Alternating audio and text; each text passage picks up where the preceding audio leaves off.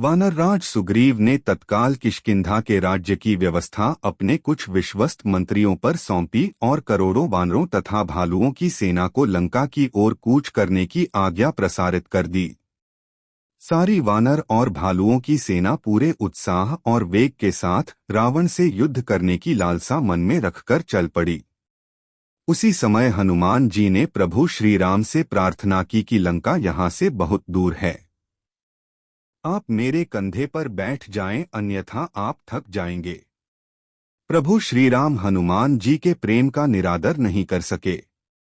वे हनुमान जी के कंधे पर बैठ गए और अंगद के आग्रह पर लक्ष्मण जी अंगद के कंधे पर बैठ गए। सारी सेना श्रीराम और लक्ष्मण यति की जय जयकार करती हुई चल रही थी। महाराज सुग्रीव प्रभु श्रीराम के साथ ही थे। वे उन मार्गों से होकर चल रहे थे जिन पर प्रचुर मात्रा में फलाहार और स्वच्छ जल प्राप्त था।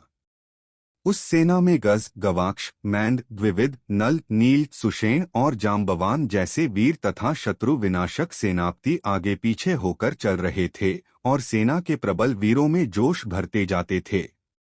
कोटि कोटि वीर वानरों और भालुओं की विशाल सेना भूपतियों के आदेश और वानरराज सुग्रीव के भय से पूरी तरह अनुशासित होकर तीव्र गति से उछलती कूदती आगे बढ़ रही थी। प्रभु श्रीराम के साथ वह सेना बिना थके मल्याचल और सह्याद्री की मनोरम पर्वत उपत्यकाओं को पार करती हुई अंत में महेंद्राचल के निकट विशाल समुद्र तट पर जा पहुंची। वहां पहुंचकर सेना ने इतने उच्च स्वर में जय श्री राम का जय घोष किया कि समुद्र का गर्जन भी उस ध्वनि में दबकर रह गया। श्रीराम के समुद्र तट पर पहुंचते ही लंका में अपशकुन होने लगे। उन्हें देखकर राक्षसों के मन में अनेक प्रकार की आशंकाएं जन्म लेने लगीं। रावण के गुप्तचरों ने रावण को आकर सूचना दी कि श्रीराम, लक्ष्मण, वानर और भालुओं की एक विशाल सेना के साथ समुद्र पार के तट पर आ जमे हैं। गुप्तचरों की बात सुनकर सारी लंका में बेचैनी फैल गई। एक वानर ने तो हमारी यह दशा कर दी है, जब करोड़ों वानरों की सेना यहाँ धावा बोलेगी तब क्या होगा। सभी चिंतित हो उठे। लेकिन रावण के चाटुकारों ने लंकेश से कहा, राजन, यह तो सौभाग्य की बात है कि वानर और भालुओं के साथ मनुष्यों का मांस भक्षण करने का हमें अवसर मिलेगा।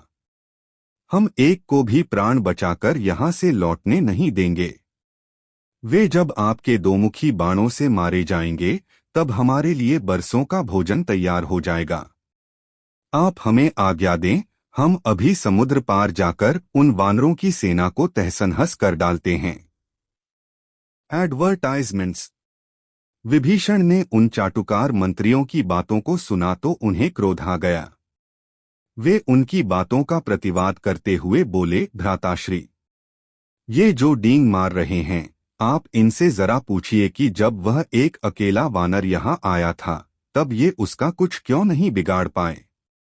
वह सारी लंका को जलाकर राख कर गया, हमारे सैकड़ों वीरों को मार गया। तब इनकी वीरता कहाँ चली गई थी।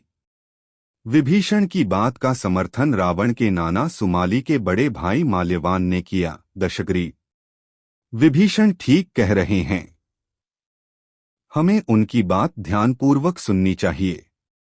कोई भी कदम उठाने से पहले 2 बार सोच लेना चाहिए। यही कुशल राजनीति के लक्षण हैं। विभीषण ने कहा, भ्राताश्री लंकेश, आप बुद्धिमान और वीर हैं, नीति कुशल भी हैं। आपको इन चाटुकारों की बातों पर ध्यान नहीं देना चाहिए। वह एक अकेला वानर हमें चुनौती देकर गया है, जिसने यहाँ भारी उत्पात मचाया था। जिस राम ने अपने एक ही बाण से वानरराज बाली को यमलोक पहुंचा दिया, वे साधारण मनुष्य नहीं हैं। अच्छा यही है कि आप सीता को श्रीराम को लौटा दें और उनसे संधि कर लें। उनका विरोध करने पर राक्षस वंश का विनाश हो जाएगा। माल्यवान ने कहा, राक्षसेंद्र, विभीषण नीतिकुशल और बुद्धिमान हैं। ये आपके परम हितैषी हैं। आप इनकी बातों पर ध्यान दीजिए। श्रीराम वास्तव में साधारण मानव नहीं हैं। उनसे संधि करना ही उचित है। विभीषण और माल्यवान की बातें सुनकर रावण क्रोध में भरकर उठ खड़ा हुआ और दहाड़ते हुए बोला, आप दोनों शत्रु की हिमायत करने वाले देशद्रोही हो।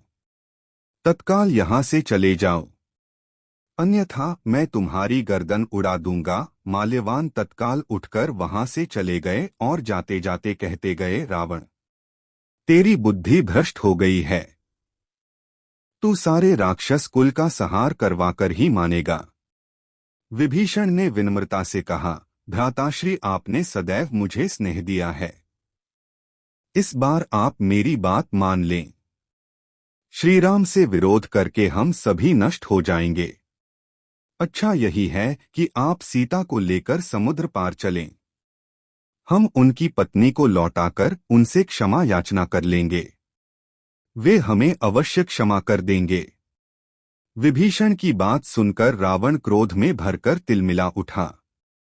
उसने आगे बढ़कर विभीषण की छाती पर लात मारते हुए कहा, निकल जा यहाँ से। तू मेरा भाई नहीं, शत्रु है। तू मेरे शत्रु से मिला हुआ है। तेरा साहस कैसे हुआ यह कहने का कि मैं उससे जाकर क्षमा मांगूं? तू मेरा छोटा भाई न होता तो मैं अभी तेरा सिर धड़ से अलग कर देता। अपना मुंह काला कर और लंका से निकल जा।